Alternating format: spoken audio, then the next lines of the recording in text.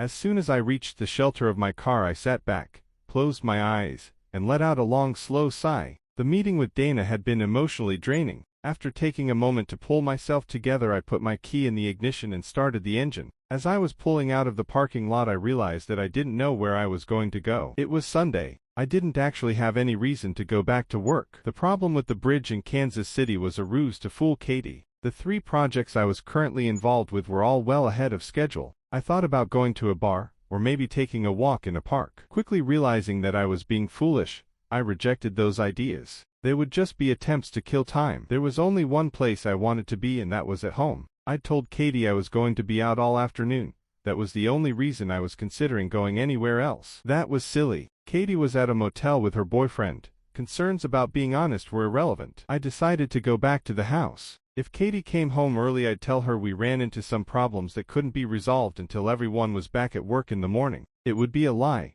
but so what? It wasn't going to be any worse than Katie's bullshit story about meeting her friends at the mall for lunch and a little shopping. At least I wasn't cheating on her. Suddenly I was very happy that Dana and I had resisted the temptation. It felt good to know that I still had a valid claim to the moral high ground. I turned towards home. I'd gone about 2 blocks when I remembered that I did have one side trip that I needed to make before I called it a day. At the next corner I took a left and headed to the King's Motor Inn. I wanted to see if Katie's car really was in the parking lot. Realizing that she and Pete may not actually have had enough time to get there, I stopped at a Starbucks. After I bought a cup of coffee and a copy of the Sunday New York Times, I sat down in a booth and forced myself to read the entire first section. When I was finished, I checked the time on my cell phone. It had now been over an hour and a half since my telephone call from Katie and Dana's call to Pete. They'd had plenty of time to get to the motel. Leaving my copy of the Times on the table, I got up, hurried out of the restaurant, and got into my car. I was excited and very nervous. This was going to be my first concrete evidence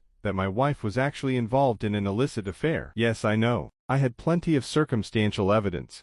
Katie's recent attitude, her disheveled appearance when she came home at 3 a.m. after her Friday night outing with the girls, and Pitt's blowhard comments in the bar. While they were all damning, they each had an alternative explanation. Maybe Katie really was just depressed about her job. Yes, she was disheveled when she got home Friday night, but it was 3 a.m. She'd been working all day and drinking all evening. Anyone would have been a little disheveled. And then of course there was Pete. He was a notorious braggart. He could have easily been blowing steam to impress his buddy. I know, I was grasping at straws, especially when you add the eyewitness testimony of my friends Mike and Rhonda at Bradis. I was trying to hang on to one last vestige of hope, that Katie might not really be cheating on me. I loved my wife. I really didn't want this to be true. Also, I'm an old-fashioned pragmatist. I need to see rock-solid evidence before I reach a final conclusion. To me, the best evidence is always what I see with my own eyes. Ahead of me on the right, I saw the sign for the King's Motor Inn. Filled with nervous apprehension,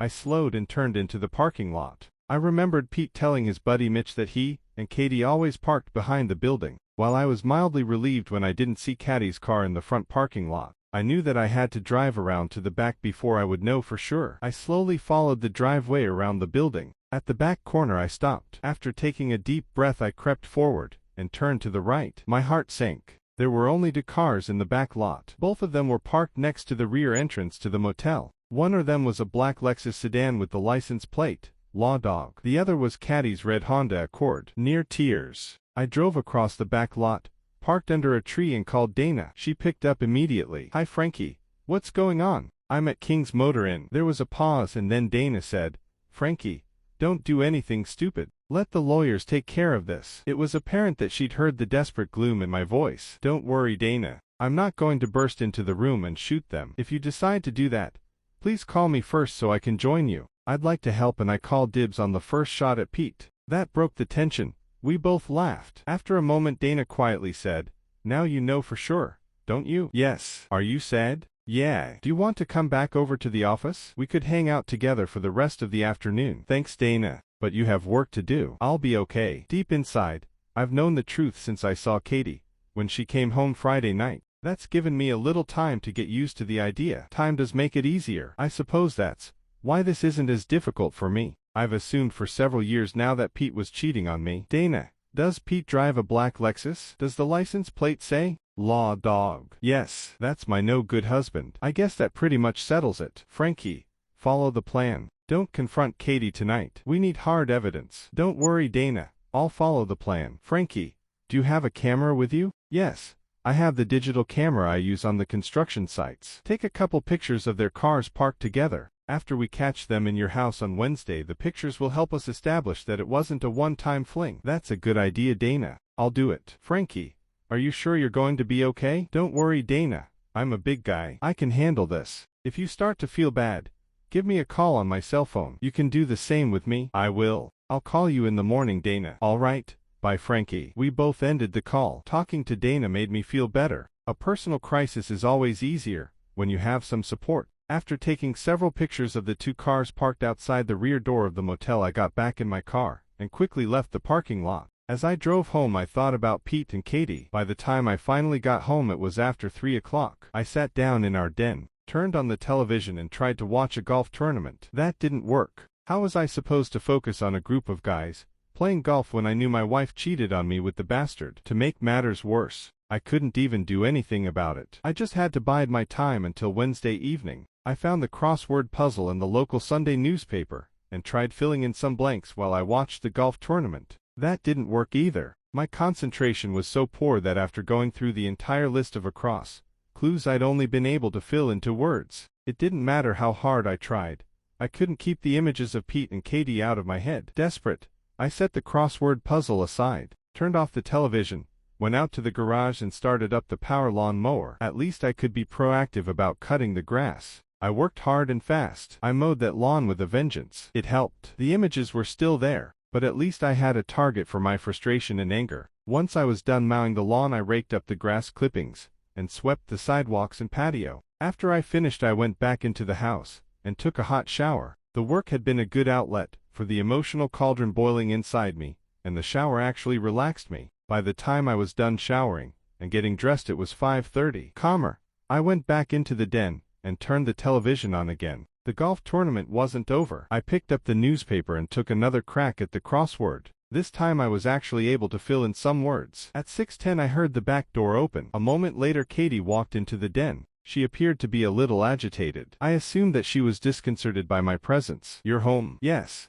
I live here. You mowed the lawn. I thought you had to work this afternoon. It turned out that I didn't. We ran into a problem. We need Rick Carlisle to help us solve it. He's at a resort with his family. He won't be back until late tonight. You should have called me. I would have come home earlier. I didn't want to interrupt your afternoon with the girls from work. Katie looked away. At the same time she bit her lower lip. It was just a flash, a momentary chink in her mask of deception, but it spoke volumes to me. It told me that she felt guilty about what she had been doing, and maybe, just maybe, it also told me that she still cared for me. Quickly recovering, she smiled and said, "Thank you. That was nice of you. I had a good time this afternoon." I looked at her. Did you? That's good. Who was there? Realizing that she was going to have to elaborate on her deception, Katie shrugged and said, "The usual Friday night group." Like I said, it was a fun afternoon. Then turning she said, "I'm going to go into the room and freshen up." As she walked out of the den, Katie glanced back at me and asked, "Got any thoughts about dinner?" "Not really. Why don't we order a pizza?" Still walking, Katie said, "That would be nice. We can sit in front of the television and eat." "Why don't you call and order it while I'm cleaning up?" "I'll do that." I not only ordered a pizza, I also opened a bottle of wine. We sat together on the couch in the den and watched a movie while we ate and drank our wine. It turned out to be a surprisingly pleasant evening. For a little while I almost forgot about our problems. The movie ended at 9:30. We sat together for a few more minutes, and then Katie stretched and stood up. Yawning, she said, "Frankie, I'm tired. If you don't mind, I think I'll go to bed." "Why don't I join you?" "I'm remembering a certain promise you made to me this morning." I really wasn't in the mood, but I wanted to see how Katie would react. Her smile vanished. It was obvious that she'd forgotten the promise. For a moment she looked at me with alarm, but then she once again quickly recovered. Her smile returned and in an apologetic voice said, "Frankie, I'm sorry. That shopping trip this afternoon took a lot of me. I really am absolutely exhausted. Would you mind taking a rain check? I promise that you can redeem it tomorrow night." I wanted to say, "I've got a bucket of rain checks that have never been redeemed," but I didn't. At that moment, the last thing I wanted to do was initiate a confrontation. Instead, I just shrugged and said, "That's okay. I'm kind of tired too." Leaning over, Katie kissed my forehead. "Tomorrow night then, it's a date. I'm sure we'll both feel more energetic and we'll have a lot more fun." "I'm sure we will." Katie asked, "Are you coming to bed?" "No, I think I'll stay up and watch the news. Don't stay up too late. I want you to have lots of energy tomorrow night. And then Katie leaned over and kissed me again. Good night, Frankie. I love you. I love you to Katie. Despite everything, at that moment, I believed that both of us were telling the truth. At 8:15 the next morning, I walked into the office of Jupiter Construction. Myra Grant, the office receptionist, was seated behind her desk drinking a cup of coffee. As I passed her, she said, "Mr. Robbins, would like to see you as soon as possible." Irv Robbins was the owner and chief executive officer of Jupiter Construction. Irv was a nice guy, a good friend and an extremely considerate boss. He was particularly considerate about my time schedule. Because of that,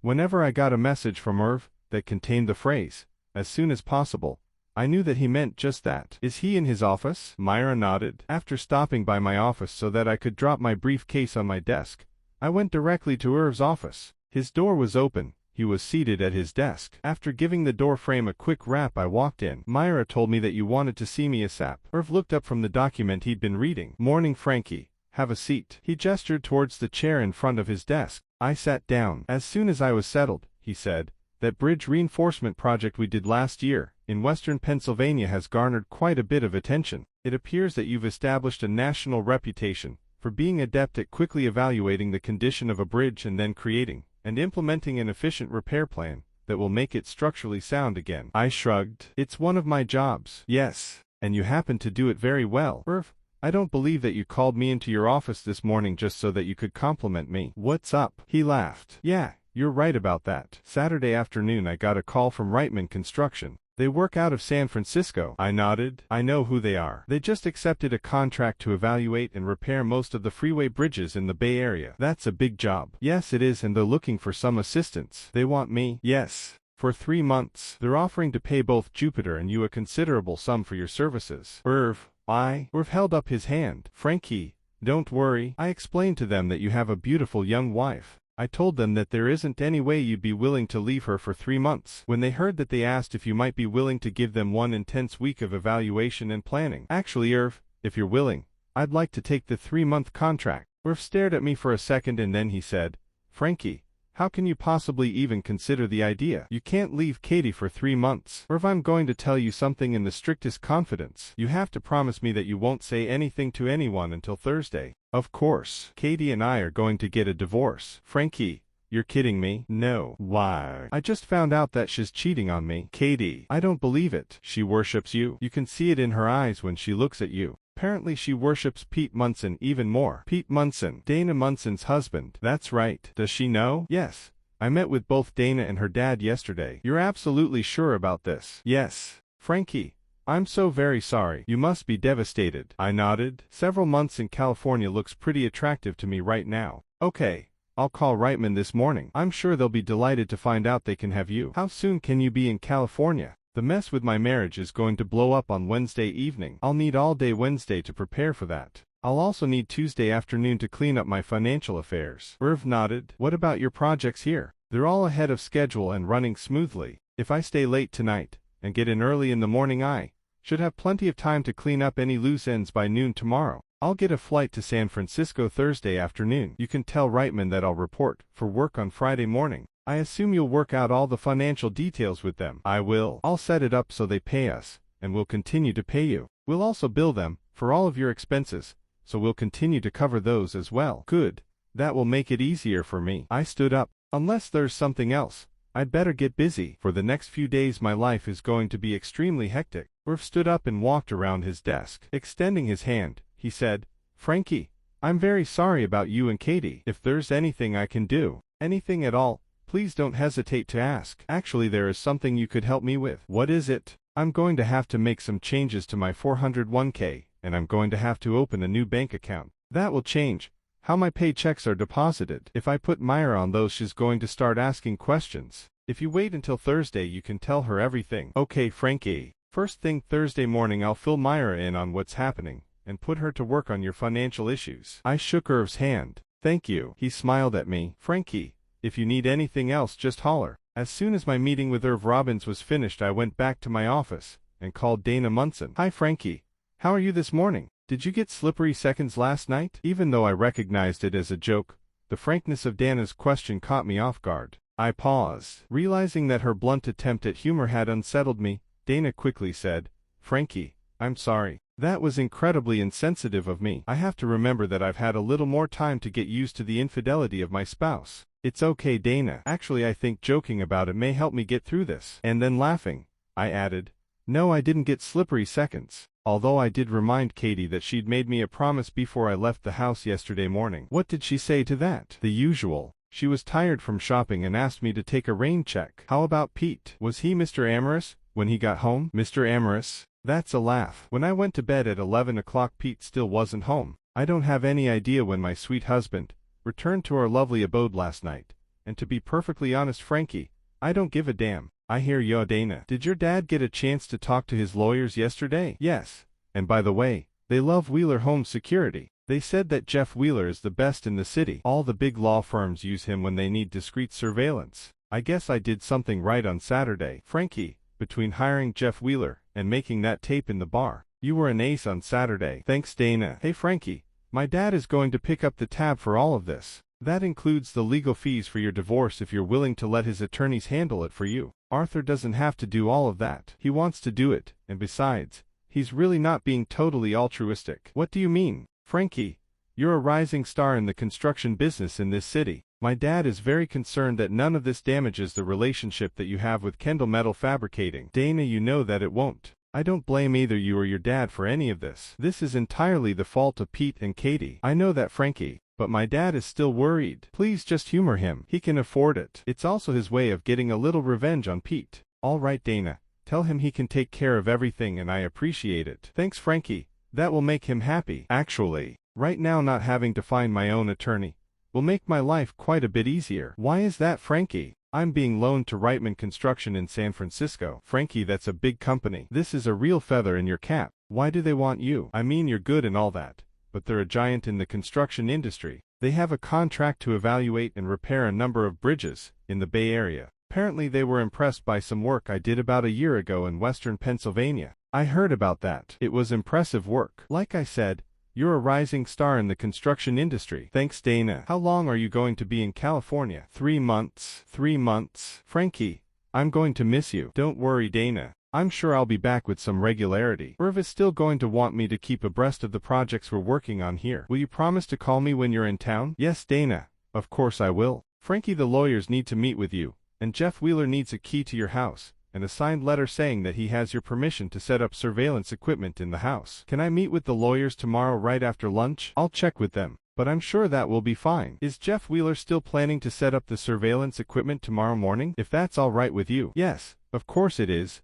But if that's the case, then he's going to need a house key and the letter today. Do you have a spare key with you?" "I keep one in my car." "He can stop by your office this afternoon. He'll bring a letter for you to sign." "Okay." There was a moment of silence and then I said, "Dana, right now I feel really sad." "I know, Frankie. Even though Pete's been a total sheet for most of our marriage, I feel sad too. It's hard to give up on someone you love." Sighing, I said, "Yes, it really is." "Are you sure you don't want to try to work this out with Katie?" "Frankie, I think she still loves you." "I don't know, Dana. Maybe, but..." I hesitated. Dana pressed me. "But what, Frankie?" I took a deep breath and said, "Dana, I think she's doing things for Pete that she refuses to do for me." There was a pause. After a moment I said, "It will be nice when this is over." "Yes, it will. It's all going to happen on Wednesday night, isn't it?" "I think so. Katie doesn't get off work until 5 o'clock. By the time she gets home it's usually 5:45 o'clock. I assume they'll have to eat supper before they start. It's hard to believe that they'll be in bed before 7:30 or even 8 o'clock. Walking in on them is going to be strange." "Yes, it is. Waiting is going to be hard too." "Yes.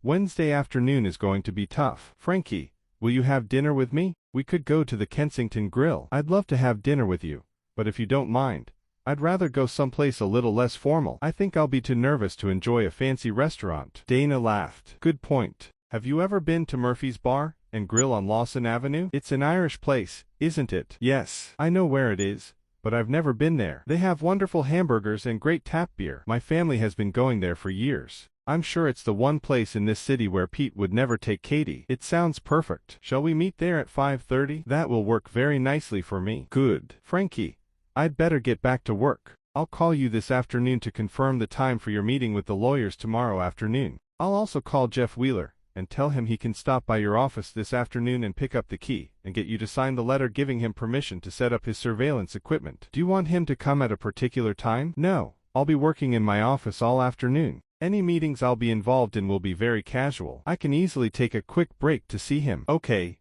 bye Frankie. Bye Dana. As soon as I was done talking to Dana, I went to work. If I was going to have everything on my desk cleaned up by noon Tuesday, I couldn't afford to waste time. Even if I worked very efficiently, I could see that I was still in for an extremely long day. Dana called me just before 11 o'clock. Frankie, the lawyers can meet with you at 1 o'clock tomorrow. They said that it should take about an hour. Do they want me to come to their office? Can you do that? That shouldn't be a problem. Where are they located? Downtown in the Madancourt Life Insurance Building. I know where it is. They said you can park in the ramp next door. What's the name of the law firm? Bennett, Holloway and Finch. Herman Bennett handles my dad's legal affairs. You'll be meeting with him. Tell them I'll be there at 1 o'clock. All right. Oh, and Frankie. Yes. Jeff Wheeler said he'd stop by your office around 2 o'clock. Will that be all right? That will be just fine. There was a moment of silence, and then Dana said, Frankie, this is really hard. I know it is, Dana.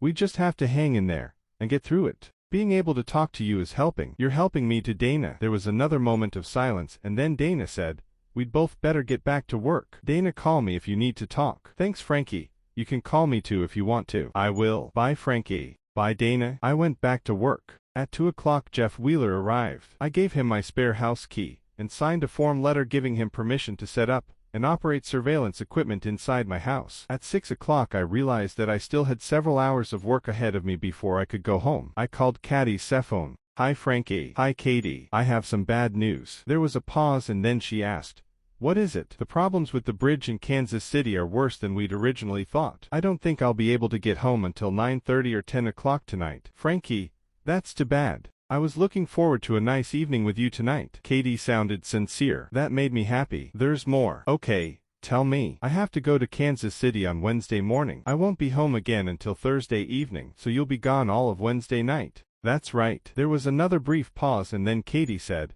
I'll miss you. I wanted to say, no you won't. You'll be too busy with Pete Munson in our bedroom, but I didn't. Instead I said, I'll miss you to Katie. Even though I wasn't really leaving town, it was still the truth. I already missed Katie. Frankie, will you have time to get some dinner tonight? I can make something for you. I'll keep it in the refrigerator and we can warm it up in the microwave as soon as you get home. Thanks, Katie. But don't worry about me. I'll have something delivered to the office. You're sure? Yes. Okay.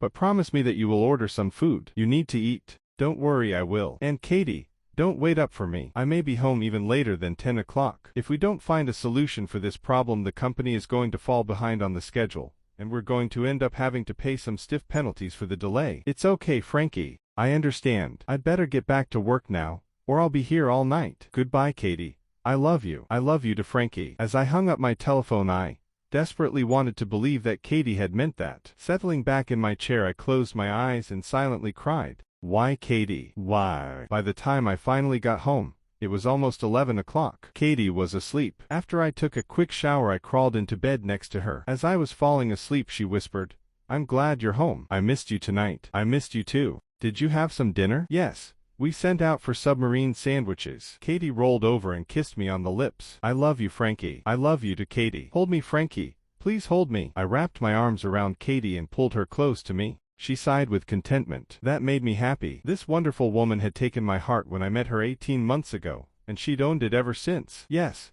she was now choosing to rip it into shreds, but that didn't matter. My heart was still hers. When we awoke the next morning, the moment had passed. The subtle barriers created by deceit, mistrust and guilt had returned. Breakfast was reserved, guarded. The little conversation that we did have was distant and perfunctory. We talked about the weather and a few events in the news, but nothing of substance. Nothing that mattered. As I was leaving to go to work, I said, today things should be easier. I should be able to get home by 6 o'clock at the latest. Maybe we could have that evening together tonight. Katie looked at me with a pained expression. Frankie, don't you remember? This is my night to have dinner with Andrea. Can't you switch it to tomorrow night? Tomorrow night I'm going to be in Kansas City. You and Andrea can spend the entire evening together. I knew that Katie wasn't going to spend either night with Andrea. I just wanted to hear what she was going to say. I also have to admit that I was still harboring a faint hope that she might actually cancel her evening with Munson so she could spend it with me. I was disappointed. Frankie, Andrea is divorced. She lives alone.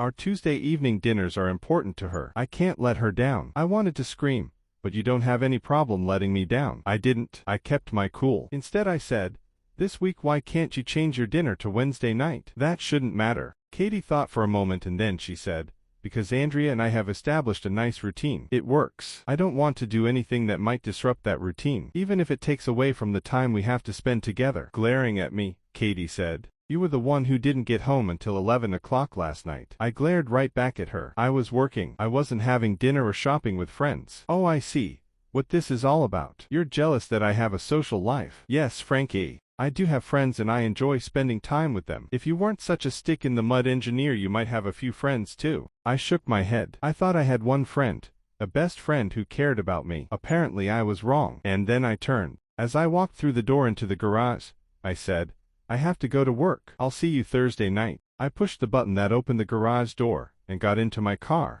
As I was backing into the street, Katie burst into the garage and ran down the driveway. Frankie, stop. I'm sorry. I didn't mean that. You're not a stick in the mud. I shifted my car into drive and accelerated down the street. I didn't look back. All of the frustration and hurt of the last few days was now boiling out as anger.